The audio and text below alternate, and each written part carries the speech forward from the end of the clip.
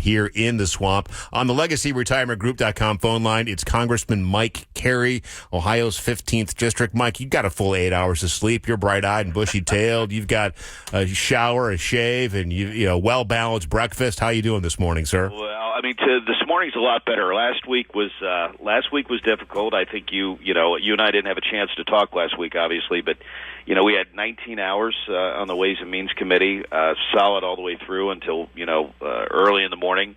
Went through the night, and then of course I had to be back here on Sunday.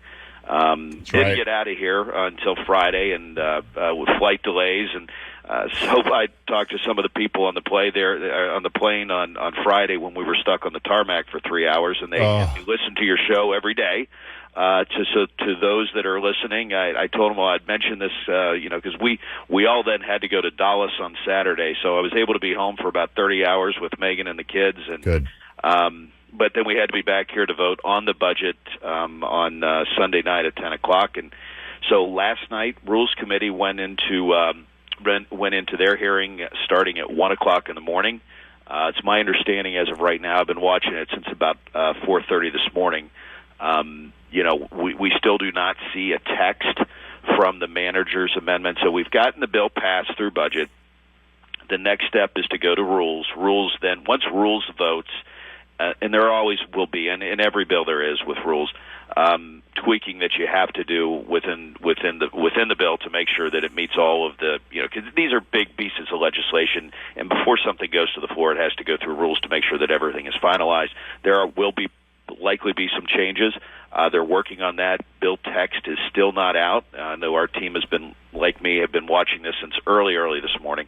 So hopefully we'll have something out today and likely on the floor maybe later this evening or first thing in the morning. That would be fantastic. Speaking with Congressman Mike Carey, Ohio's 15th District in D.C. as we speak. And you got a visit from the president yesterday on his massive tax cut bill. And what was his messaging to you guys? He was in typical form. Very optimistic about where we're going to be, and he's very clear. I think he went in. He had like many of us do. We have these. We have a great team of people, wonderful staff that work tirelessly on behalf of not only the American people, but like my team here works and they're all very qualified individuals. And a lot of times they'll put together talking points and speeches. And the president walked in. He said, he had this big folder of what he wanted to say, and he said, I have one of the greatest speech writers in the world. He said, but they're not great speeches unless I give them. But you know what? I'm just going to talk to you all. And he went on for an hour and a half, really outlining his vision for growing the American economy, protecting the border. Again, very big pieces, stopping, illegal drugs coming over into this country. But he was very clear. He said, we got to do what we can to extend the tax cuts. Because, again, you and I have talked about these numbers before. But if we do nothing, we're going to see, on average, 22% increase. Taxpayers in the 15th Congressional District and all over America. 91% of our Americans in our district or 91% of our constituency would see their standard deductions, guaranteed standard deductions, slashed in half. Child tax credit, we've put that up now under this bill up to $2,500 per child. If we do nothing, it goes back to $1,000. So these are real numbers that affect real people that are driving into work this morning or at work listening. So, but he said, he was very clear, listen, do not touch Medicaid. Let's address the waste, fraud, and abuse within the system. We've got tremendous cuts, more cuts than we've ever had. But we've got to grow this economy, and we've got to put this plan together for the American public. And I think everybody is, I don't care whether you're on Wall Street or Main Street. I think people understand this is needed. And it will get the economy moving again. Yeah, the 2017 tax cuts, to extend those and make those permanent, I think everybody is on board with. I would love to have a conversation with somebody who wants to see their taxes go up. And then there's the new cuts with the tips, the no auto loan interest, the Social Security, all of those, the standard deduction for joint filers, the bigger tax credit, child tax credit, as you mentioned.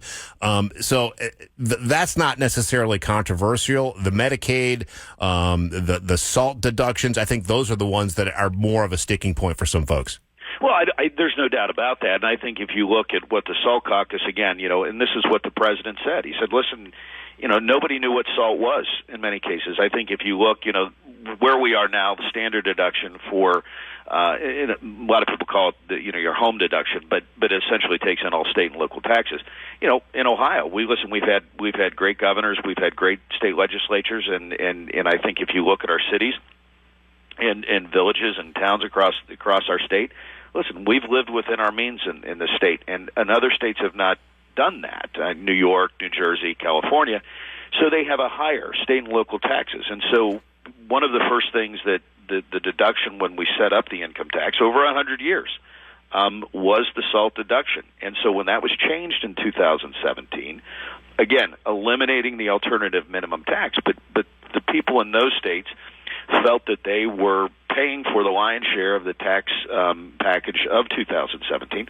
But listen, they could have done a lot better over the years and made sure that they elected people that kept their taxes low. But understanding where we are, we're in a position where, again, as a member of the Sons of Italy in Belair, Ohio, I've watched, and I'm sure, people that have had Carfagna's sausage is very similar to what we've had at, my Sons of Italy Lodge, and I'm still a member of. But, making that process is a messy thing. And so we've got to get there. And I think if you look at some of the proposals that have been put out, the president was very clear. Ronald Reagan had tried to make sure that SALT deduction was standard for everybody across the country. That's what we did in 2017, and I think the New Yorkers and the new folks from New Jersey and California and even in Illinois really want to see that number go up, and we'll see what happens. But he was very clear on Medicaid: address waste, fraud, and abuse, because we want to make sure that Medicaid is there for the people that desperately need it and are doing it legally. Address waste, fraud, and abuse in every aspect of government. And we need to do that for the people that need it. We need to do that for the taxpayers. Congressman, we know the Democrats are going to be unified in opposition on a lot of these points. But when it comes to your fellow Republicans in the House, what is the percentage of those who are just simply undecided or those who are opposed to the big, beautiful bill? Well, the thing you have to remember is the Budget Committee, which, the Ways and Means has 3 slots. I was put on the Budget Committee 9 weeks ago. And so what we did is we laid out a number that, again, we said this is the number that you have to spend. This is the number that, we would ideally like to see taken off of the deficit, because we just cannot sustain this uncontrollable spending. I think every one of your listeners understands that. So we put together the top line budget number, which was about $4 trillion. Each committee of jurisdiction went through, and in many cases, I know we did on Ways. I know that some of the other committees, the other 11 committees, exceeded the amount of reductions that are needed to really address the issue of spending. And so now you had some people that were on the Budget Committee that said, yes, you met exactly what the standard was, but we don't like what you did. And now that really shouldn't have been the case. There were 4 individuals that did that. That's why, we were here on Friday when the rest of Congress was, back home with their families and their constituents. But we had to stay, couldn't get the votes, and then had to come back, obviously, on Sunday. We did finally get the votes. Those 4 individuals voted present, which allowed the proceedings to go forward. So I think that's what you're seeing in the Rules Committee. But listen, it can be multiple things. They don't think the cuts go far enough. And then you have people within the conference that say, hey, listen, there are many things that are within this bill, but we want to have a more perfect bill. I think in the end, with our speaker and our leadership and our chairman, we're working to get that bill done. I think the president coming to the Hill and spending an hour and a half with us in conference shows how important this is. And I think in the end, we'll get this done here within the next 24 hours. So if and when it passes the House, we know it goes over to the Senate for them to vote on. Yeah. And your colleague, Tim Burchett, out of Tennessee, he made a comment, and it's been reported on this station, that there are a number of House Republicans that they're trying to thread the needle. They're trying to craft this bill with the Senate in mind so that they can pass a bill, they'll pass it on their side too. Is that a good idea? Are you thinking about the Senate when you're adding and deleting items out of this bill? Are you trying to get too cute with it, I guess, is the question? No, not at all. I think what you have to do is you have to be mindful. I mean, I think, we've always said that we needed 218. I think with given retirements and so on and so forth, I think the magic number now is 217. Okay. But look, you have to have your mind on what the Senate is going to do, because anything we do in the House, the Senate has different rules. They have different structure over there. Whatever they do and they bring it back to us, we're going to vote on a bill that can meet what we can get out of the House. Will it be 100% of everything that I want? No. You do have members, and this is unfortunate, and you have a lot of members that really don't sit on relevant committees that are in the room, but they've never found a mic that they don't like, and so they like to shout at the rain all day and chinwag all day, but in the end they actually don't understand the budget process, and they don't understand what it takes to get a bill. I mean, just look at their history and the pieces of legislation they've passed, and you find that most of them have not. But I think in the end, what we're going to do, with all the members of our conference, is get a package that we can get to 217. It will go to the Senate. You listen, the Senate and the House have been working together to say, hey, listen, this won't fly in the Senate, this won't fly in the House. Hopefully there will be, I know the Speaker was going to talk to the Senate yesterday and really outline this, that whatever the Senate passes, it still has to come back to the House. So let's be cognizant of the fact that we're working really hard to get 217. The product that we'll get 217. If there are drastic changes in the Senate, that could be problematic. And so I think the Senate understands that. They will have some changes, and then we'll have to get in. The President's going to be involved in those negotiations. There's no doubt. And I think in the end we'll get that bill. We'll get the bill for the American public, and and then we can go on to the next step. So we've got to get our appropriations process. These are things that we need to be working on.